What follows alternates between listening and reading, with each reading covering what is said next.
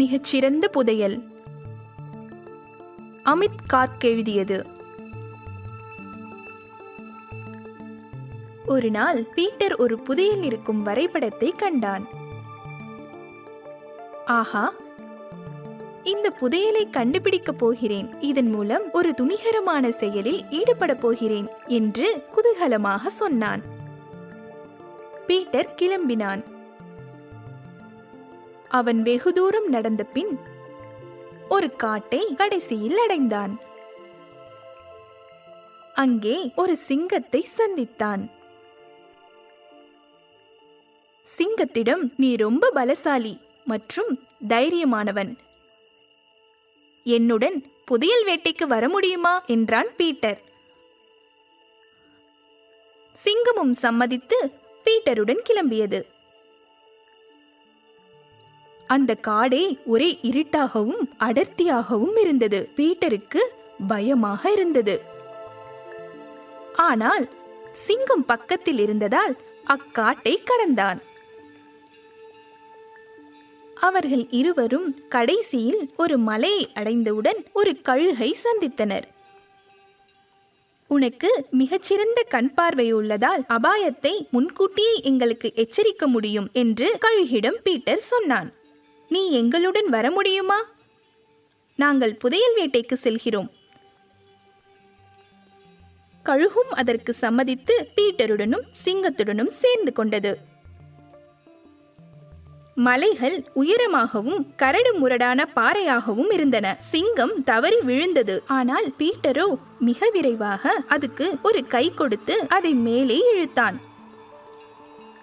கழுகு தன் கூரிய பார்வையால் அவர்களின் ஒவ்வொரு அடியையும் கவனித்தது.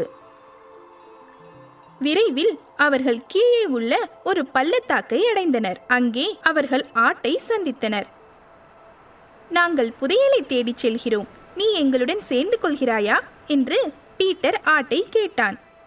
மற்றும் குளிரும்போது எங்களை இதமாக வைத்திருப்பாயா என்றான். ஆடும் சம்மதித்தது.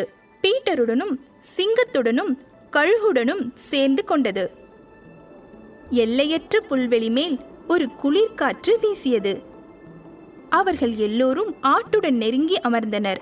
ஆடும் அவர்களை இதமாக குளிர்காய வைத்தது. பிறகு நால்வரும் ஒரு பாலைவனத்தை அடைந்தனர். அங்கே ஒரு ஒட்டகத்தை சந்தித்தனர். ஒட்டகத்திடம், உன்னை பாலைவனத்து கப்பல் என்று அழைக்கிறார்களே என்றான் பீட்டர். பாலைவனத்தை கடந்து செல்ல எங்களுக்கு நீ உதவி செய்வாயா? மற்றும் அப்படியே புதையல் வேட்டைக்கும் வருகிறாயா என்றான். ஒட்டகமும் சம்மதித்தது. பீட்டரும் சிங்கமும் ஆடும் ஒட்டகத்தின் மேல் அமர்ந்தனர். பிறகு மகிழ்ச்சியுடன் மிகப்பெரிய பாலைவனத்தை கடக்க கிளம்பினர். கழுகும் மேலிருந்து இந்த காட்சியை ரசித்தது. ஒட்டகம் வேகமாக ஓடத் தொடங்கியது. எல்லோரும் ஆரவாரத்துடன் மகிழ்ந்தனர். பாலைவனத்தை கடக்க ஒட்டகத்தின் மேல் பயணம் செய்வது அவர்களுக்கு சிலிர்ப்பாக இருந்தது. கடைசியில் அந்த ஐவரும் ஒரு கடலை அடைந்தனர். அங்கே ஒரு ஆமையை கண்டனர். ஆமையே, இக்கடலை கடக்க உதவி செய்வாயா என்று பீட்டர் ஆமையை கேட்டான். நாங்கள் புதையல் வேட்டையில் உள்ளோம். ஆமையும் சரியென்று சொல்லி பீட்டர், சிங்கம், கழுகு, ஆடு, ஒட்டகத்துடன் சேர்ந்து கொண்டது. கடலின் சீற்றமான அலைகள் அவர்களை பாதி மூழ்கடித்து விட்டது. இருந்தாலும் ஆமை அவர்களை திறமையாக அக்கரைக்கு கொண்டு சென்றது. அக்கரையில் ஒரு ஆந்தையை சந்தித்தனர். ஆந்தையோ பழம்பெரும் ஞானத்துடன் கூறியது, நல்வாழ்த்துக்கள், நீங்கள் புதையலை கண்டெடுத்து விட்டீர்கள். அது எங்கே என்று அவர்கள் எல்லோரும் ஆச்சரியத்துடன் கேட்டனர். ஒன்றாக சேர்ந்து நீங்கள் காட்டை கடந்து மலையை ஏறி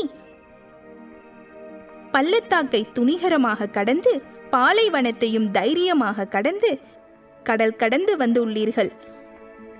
ஒருத்தருக்கு ஒருத்தர் உதவி இல்லாமல் இதை சாதித்திருக்க முடியாது. அவர்கள் எல்லோரும் ஒருவரை ஒருவர் பார்த்து புரிந்து கொண்டனர், ஆந்தை சொல்வது உண்மை என்று. அவர்கள் நட்பு என்ற புதையலையே கண்டுபிடித்துள்ளனர். உண்மையில் எக்காலத்திலும் மிக உயர்ந்த புதையலான நட்பை அவர்கள் கண்டெடுத்தனர்.